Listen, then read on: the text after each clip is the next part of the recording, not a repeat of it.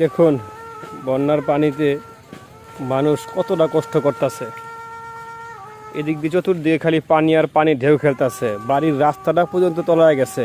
এই বাড়ির একজন বৃদ্ধা লোক দেখেন ঠিক মতো হাঁটতে পারে না, কিন্তু তাদের তো রাস্তাঘাটে যেতে হয় প্রয়োজনের ক্ষেত্রে। দেখুন কতটা কষ্ট করে উনি এদিক দিয়ে যাচ্ছে। এই হচ্ছে গিয়ে তাদের ঘর, কোনো মতে বেড়াবুড়া দিয়ে তারা আছে।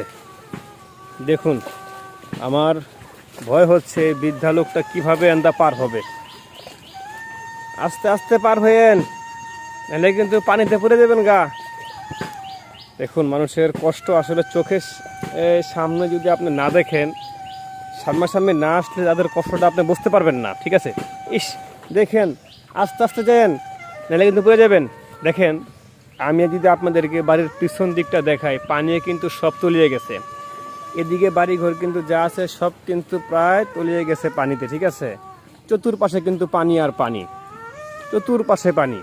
এ দেখুন তাদের রাস্তাঘাট তলিয়ে গেছে, তারা বাড়ির পিছন দিয়ে তারা পানি দিয়ে তারা ওই তাদের যেই রাস্তা আছে তারা ওখানে গিয়ে ওঠে। ঠিক আছে, দেখুন এই বৃদ্ধা লোকটি কতটা কষ্ট করে তার এখান দিয়ে যাচ্ছে।